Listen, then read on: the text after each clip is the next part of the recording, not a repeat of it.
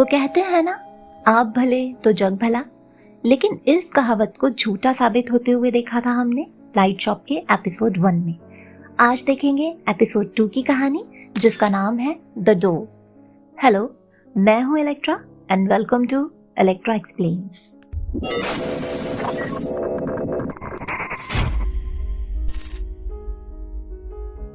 Episode शुरू होता है और हम देखते हैं सॉन हे को, जिसे एक घर किराए पे लेना है जहां ज्यादा नीबर्स ना हो, शांति हो और रेंट भी कम हो। अभी वो जो घर देख रही है वो एक गली के पीछे है एंड आसपास के सारे घर खाली हैं। सॉन हे अभी घर को अच्छे से चेक कर ही रही थी कि तभी वो एक रूम के दरवाजे को खोलने लगती है, लेकिन वो दरवाजा नहीं खुलता। तभी ब्रोकर बताता है कि उस कमरे का काम अभी खत्म नहीं हुआ है, इसलिए वो अभी उस रूम को यूज नहीं कर सकती। तब तक के लिए वो बाकी के 2 रूम्स यूज कर सकती है और इसीलिए किराया भी कम है। सॉन हे को ये बात पसंद नहीं आती, लेकिन थोड़ी आनाकानी के बाद वो घर किराए पे ले लेती है और घर की साफ सफाई करके उसमें अपना सामान अरेंज करने लगती है। आगे हम देखते हैं एक स्कूल यूनिफॉर्म में लड़का जो अंधेरी गली में डरा हुआ सा है और अपना डर कम करने के लिए गाना गा रहा है। इस लड़के का नाम है ह्यो जियोंग। ये वही गली है जहाँ सॉन हे ने घर किराए पे लिया है। जियोंग एक आवाज सुन के बहुत डर जाता है और भागने लगता है और गाना जोर जोर से गाने लगता है। वहीं सॉन हे, जो एक राइटर है, अपने लैपटॉप में स्टोरी लिख रही है। उसको इसीलिए क्वाइट एनवायरनमेंट चाहिए था ताकि वो आराम से कंसंट्रेट होकर लिख सके, लेकिन वो जियोंग के गाने की आवाज से डिस्टर्ब हो जाती है। उधर जियोंग भागते हुए लाइट शॉप तक पहुंच जाता है। वो थोड़ी देर वहां रुकता है। लाइट शॉप के दरवाजे पे पुश का साइन है, उसको देखता है। शॉपकीपर अंदर खड़ा है, लेकिन उसका बैक है जियोंग की तरफ। वो जैसे ही मुड़ता है, जियोंग वहां से निकल जाता है, लेकिन शॉपकीपर उसे जाते हुए देख लेता है। इधर सॉन हे के घर में अंधेरा है और वो जिस कमरे में लिख रही थी वहां बस एक टेबल लैंप की रोशनी है और सॉन हे बैठे बैठे सो गई है। लैपटॉप ऑन है, उसमें आधी लिखी हुई कहानी भी है। अचानक से पीछे वॉल पे एक परछाई हमको दिखती है और टेबल लैंप बंद हो जाता है और अंधेरा हो जाता है। उसके बाद सॉन हे के दरवाजे पे, जो कांच का है, वहां एक औरत की परछाई दिखती है और वो दूर जा रही है। तभी हम देखते हैं टेबल लैंप का बल्ब क्रैक हो जाता है। आगे के सीन्स में भी सॉन हे के घर में लाइट ऐसे ही बार बार चली जाती है और वो ये सोचती है कि घर काफी पुराना है, शायद इसलिए ऐसा होता है। और वो परछाई भी हमको उसके दरवाजे पे दिखती है। आईसीयू में डॉक्टर्स पेशेंट्स की कंडीशन असेस कर रहे हैं। आईसीयू के सारे पेशेंट्स वेंटिलेटर पे हैं, अनकॉन्शियस हैं। बस एक पेशेंट को छोड़ के, जो अल्कोहलिक है और बहुत ज्यादा डिलीरियस है, अपने आप में ही बात कर रहा है जैसे वहाँ कोई है। डॉक्टर बाहर बैठे पेशेंट्स के रिलेटिव से बात करते हैं और उनको बताते हैं कि हम जो कर सकते थे हम कर चुके हैं। अब पेशेंट्स की जीने की इच्छा पे डिपेंड है सबके वो कोमा से बाहर आएंगे या नहीं। ये सुन के एक औरत बहुत रोने लगती है और बोलती है, फिर हॉस्पिटल और डॉक्टर्स का क्या फायदा अगर तुम लोग कुछ नहीं कर सकते हो। ये सब देख के नर्स कुओंग बहुत दुखी हो जाती है और बार बार इसी बात को सोचती रहती है। वो बाथरूम जाती है, तभी उसको किसी के आने की आवाज आती है और कोई दरवाजे पे नॉक करता है। नर्स कुओंग के पूछने पे एक औरत की आवाज आती है और वो बोलती है कि अभी तुम सब बाहर बोल रहे थे कि पेशेंट की जीने की इच्छा पे है अब सब कुछ, लेकिन जब पेशेंट अनकॉन्शियस है तो वो कहाँ से लाएगा विल पावर। जिसके जवाब में नर्स कुओंग बताती है कि कुछ साल पहले उसका एक एक्सीडेंट हुआ था और वो कोमा में थी। तब उसकी माँ को भी डॉक्टर्स ने सेम बात बोली थी और उसके कुछ दिन बाद वो होश में आ गई थी, लेकिन उसको खुद नहीं पता वो कैसे कोमा से निकली। नर्स कुओंग की माँ रोज उसके लिए प्रे करती थी ताकि उसे विल पावर मिल सके, लेकिन इससे ज्यादा उसे कुछ नहीं पता और इसके लिए वो उस औरत से माफी भी मांगती है और वेट करने के लिए बोलती है।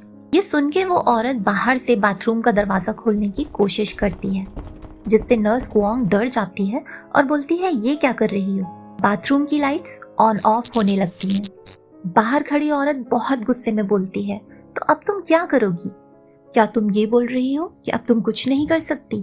तुमको उसे किसी भी हाल में बचाना होगा। और यहाँ वो किसी फीमेल के लिए बोल रही है। वो औरत बार बार यही बोलती है कि उसे कैसे भी बचा लो। तभी नर्स कुओंग डर जाती है और नीचे बैठ जाती है और वो औरत बाथरूम के दरवाजे के ऊपर से आके चिल्लाती है, सेव हर सेव हर। तब हम देख सकते हैं कि वो हाइवॉन है, वही रेड हाई हील्स वाली औरत। नर्स गुआंग उसको देख के बहुत डर जाती है और अपना फेस कवर कर लेती है। तभी कोई हाउसकीपिंग स्टाफ दरवाजे पे नॉक करके पूछती है, क्या सब ठीक है?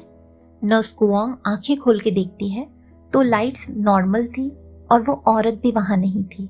इधर सौन्हे अपने बाल ड्रायर से सुखा रही है। तभी उसको वुडन फ्लोर क्रीक होने की आवाज आती है। वो ड्रायर बंद करके देखती है लेकिन कोई नहीं होता। बाहर तेज बारिश हो रही है जिसकी आवाज हम सुन सकते हैं। बाहर जियोंग आज ज्यादा डरा हुआ है क्योंकि आज बारिश भी हो रही है, लेकिन वो गाना गाते हुए चल रहा है। तभी वो सामने देखता है तो कोई खड़ा है और मोबाइल टॉर्च से उसकी तरफ देख रहा है और फिर मुड़ के भाग जाता है। ये सेम वही सीन लग रहा है जो एपिसोड 1 में ह्युंजू पीछे मुड़ के देखती है और भाग जाती है और बाद में शॉपकीपर को बताती है कि उसने गली में भूत देखा। और जियोंग शायद वही है जिसके बारे में ह्युंजू की फ्रेंड बता रही थी, जिसके गाने की आवाज लोगों ने सुनी है। आगे हम देखते हैं सौन्हे अपनी स्टोरी लिख रही है। तभी जियोंग के गाने की आवाज दोबारा से सुन के वो इरिटेट हो जाती है। तभी वापस से लाइट चली जाती है और उसकी नजर सामने पड़ती है। वो देखती है कि उस लॉक्ड कमरे में से लाइट आ रही है। ये वही कमरा है जिसके लिए ब्रोकर ने बोला था कि वहां काम चल रहा है। वो जाती है और दरवाजा खोलने की कोशिश करती है और आज दरवाजा खुल जाता है। वो अंदर जाती है और देखती है रूम में एक बल्ब है। बाहर तेज बारिश हो रही है, विंडो से पता चल रहा है। वो लाइट ऑफ कर देती है। जैसे ही वो ऑफ करती है उसी टाइम जियोंग बाहर से जा रहा होता है और अचानक लाइट ऑफ होती देख डर जाता है और गाना गाने लगता है। इतने में सौन्हे खिड़की खोल के उसको बोलती है, तुम हो वो, तुम ही रोज रात को गली में गाना गाते हो, तुम ऐसे आते जाते क्यों गाते हो? इतने में जियोंग अचानक से बहुत डर जाता है, जैसे उसने कुछ और देखा, और चिल्ला के वहां से भाग जाता है। सौन्हे को ये बात बहुत अजीब लगती है, लेकिन वो खिड़की और कमरे का दरवाजा बंद करके वहां से चली जाती है।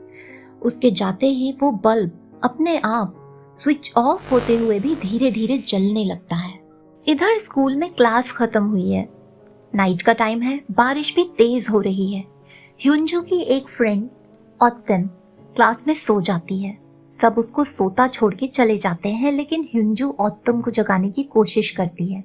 ऑत्तम जागती है और ह्युंजू को देख के बोलती है, तुम बहुत प्रिटी हो, और ये बोलते हुए वापस सो जाती है कि प्लीज मुझे सोने दो, बस 10 मिनट और। परेशान होके ह्युंजू भी वहां से चली जाती है। ह्युंजू वापस अंधेरी गली में जा रही है। वो शॉपकीपर का दिया हुआ टॉर्च यूज करती है, चाबी घुमाती है, लाइट आती है। उसको किसी के चलने की आवाज आती है और कोई दिखाई भी देता है, लेकिन तभी लाइट बंद हो जाती है। वो वापस चाबी घुमाती है और लाइट आते ही वो देखती है रेड हाई हील्स। हाइवॉन भी उसको मुड़ के देखती है। ह्युंजू पहले झिझकती है, फिर भाग के हाइवॉन के पास जाके उससे अपनी अम्ब्रेला शेयर करती है। हाइवॉन के पूछने पे वो बताती है कि वो एक स्टूडेंट है और लाइट शॉप जा रही है, वो भी अपनी माँ के कहने पे बल्ब लेने के लिए, और ये भी कि वो सोमांग अपार्टमेंट में रहती है। थोड़ी ही दूर चलने के बाद ह्युंजू देखती है कि हाइवॉन के बाल बड़े हो रहे हैं। ये देख के उसको शॉपकीपर की बात याद आ जाती है कि स्ट्रेंजर्स को ये मत पता लगने दो कि तुमने उनमें कुछ अलग देखा। इतने में हड्डियां टूटने की आवाज आने लगती है। हाइवॉन के एंकल्स ट्विस्ट हो रहे थे और वो हाइट में बढ़ रही थी। ह्युंजू बहुत डर जाती है और बोलती है कि मुझे मेरी मॉम ने जल्दी आने को बोला था, मुझे जाना होगा, और वहां से निकल जाती है।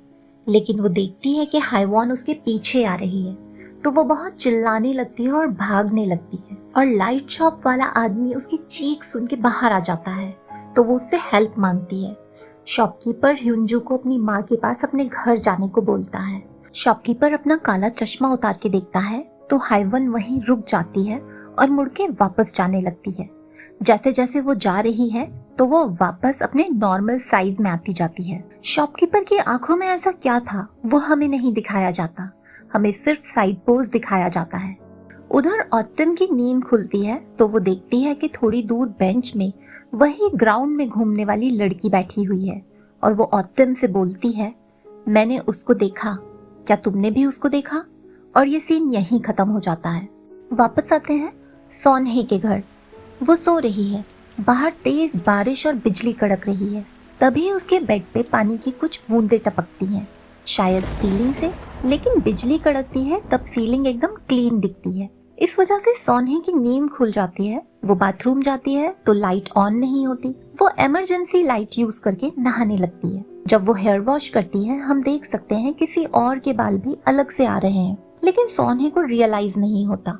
नहाने के बाद वो बाथरूम में देखती है बहुत सारे लंबे बाल पड़े हुए हैं जो उसके नहीं है। ये देख के वो डर जाती है। इतने में ही साइड वाले रूम की भी लाइट चली जाती है।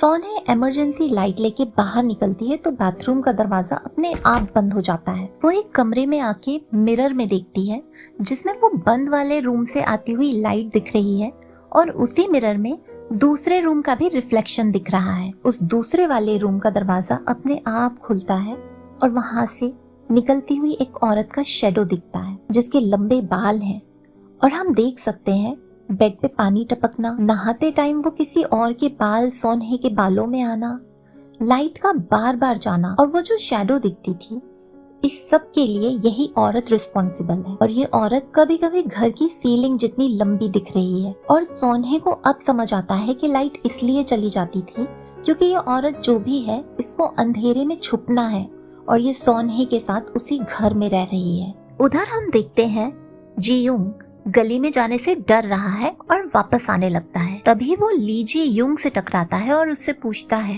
कि क्या वो भी उसी गली से जा रही है तो साथ में चले। ली जी यूंग उसके साथ चलने लगती है। तभी वो सॉन हे के घर के बाहर आते हैं और जी यूंग बताता है कि वैसे यहाँ हमेशा अंधेरा रहता है, लेकिन कुछ दिनों से इस विंडो में लाइट होती है और एक दिन वहां से एक औरत यानी कि सॉन हे बात कर रही थी, लेकिन उसके पीछे एक और औरत खड़ी थी। ये सुन के ली जी यूंग पूछती है क्या तुमको लगता है वो दोनों साथ हैं और वो दोनों एक दूसरे को जानते हैं? जी यूंग बोलता है हाँ वो साथ थे। ये सुन के ली जी यूंग उस घर में जाने लगती है, लेकिन जी यूंग उसको रोकने के लिए उसका हाथ पकड़ता है। तभी देखता है कि उसके नाखून उसके फिंगर टिप्स पे थे और डर जाता है, नीचे गिर जाता है। तभी ली जी यूंग उसको बोलती है हम दोनों एक जैसे हैं। ये बोल के उसके पैरों की तरफ देखती है। जी यूंग भी अपने पैर देखता है और देखता है एक पैर टूटा हुआ है, बिल्कुल उल्टा ही हो गया है। उसको अपनी आंखों पे यकीन नहीं होता और वो वहां से भागने की कोशिश करता है। अपने पैरों पे जैसे तैसे खड़ा होके वो वहां से भागता है। ली जी यूंग उससे पूछती है क्या तुमको लगता है तुम इस जगह से निकल सकते हो? लेकिन जी यूंग बस एक ही बात बोलता रहता है, मुझे अपने घर जाना है, मैं घर जाना चाहता हूँ, मुझे यहाँ से निकलना है।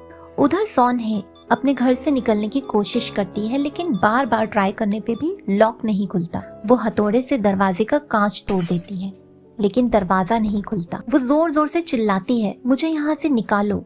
उधर जी यूंग बार बार सॉन हे के घर के सामने आ जाता है, चाहे वो कितना भी उस गली से निकलने की कोशिश करे। वो वहीं सॉन हे के घर के बाहर गली में बैठा रो रहा है, मदद के लिए चिल्ला रहा है। सॉन हे उसको सुन सकती है और वो भी उससे मदद मांग रही है घर से बाहर निकलने के लिए। और उस बंद कमरे की लाइट जो खिड़की से गली में दिखती है ऑन ऑफ हो रही है। ली जी यूंग लाइट शॉप में जाती है। शॉपकीपर पूछता है What brings you here? Lee Ji Young बिना जवाब दिए इधर उधर शॉप में घूमती है।